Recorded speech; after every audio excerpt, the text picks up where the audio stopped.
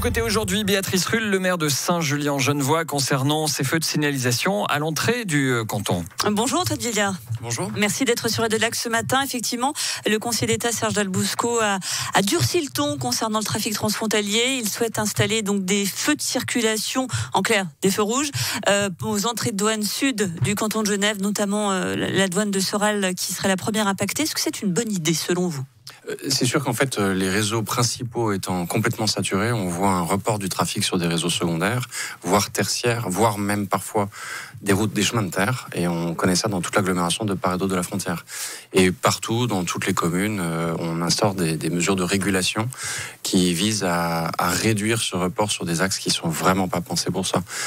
Ça me semble légitime d'avoir ce type de mesures de régulation. Des feux, ça peut être, ça me semble pertinent, sous prétexte, contrairement à ce que vous disiez, qu'ils ne soient pas toujours rouges.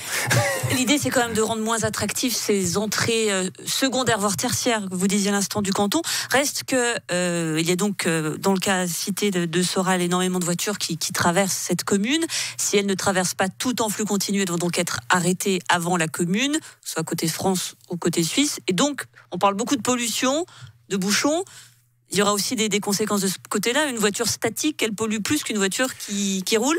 Oui, c'est sûr, mais en fait, il faut aussi inciter au report modal. On a maintenant des nouveaux modes de transport. Et il faut surtout inciter à réduire les distances domicile-travail. En Haute-Savoie, sur les 10 dernières années, les distances domicile-travail ont augmenté de 30%. Donc, c'est-à-dire que même à population constante, en fait, les gens vivant 30% plus loin de leur lieu de travail, ça conduit à des besoins en mobilité qui sont exponentiels. Mais ça pose aussi des questions sur notre aménagement de part et d'autre de la frontière. Le peuple genevois a voté récemment RFFA, c'est-à-dire avec des taux d'imposition pour les entreprises qui sont parmi les plus faibles au monde. Donc, on essaye d'attirer des entreprises et des organisations internationales de partout dans le monde. Il va y avoir des votations dans les prochaines semaines sur la réalisation de logements.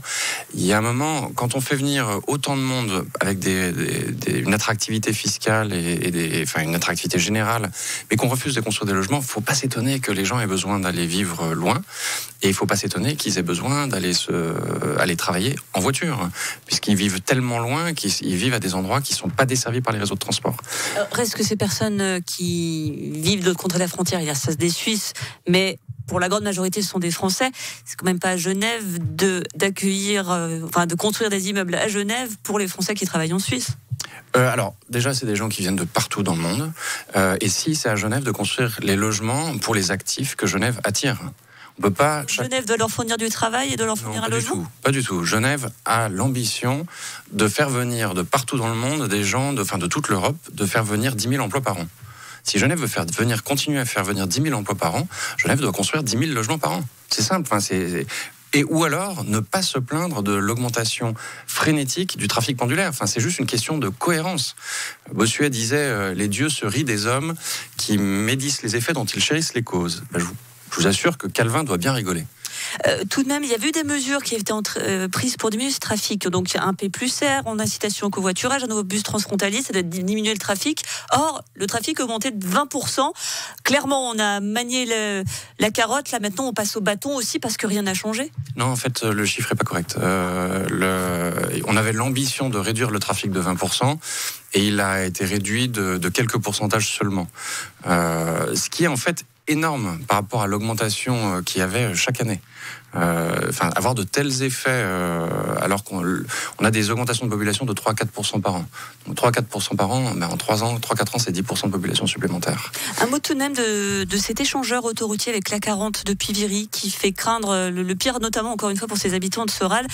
Côté Genevois, on voit pas ça d'un très bon œil quand même, cet échangeur. Ouais, il faut aller regarder les chiffres un peu plus en détail, parce qu'en réalité, c'est surtout un outil qui va permettre à tous les habitants de Valéry, de Viry, de Frangy, de Seyssel, de pouvoir accéder directement à l'autoroute et donc du coup de pouvoir passer par Bardonnay plutôt que de traverser au contraire Soral. Donc dans les modélisations qu'on a pu faire, c'est au contraire quelque chose qui permet d'attirer le trafic sur les itinéraires principaux plutôt que de les reporter sur les itinéraires secondaires. Un mot très rapidement sur les relations franco-genevoises actuelles avec donc ces décisions de la ville de Genève de faire recours concernant l'autoroute de contournement du Chablais en France. Quelle est votre opinion là-dessus ?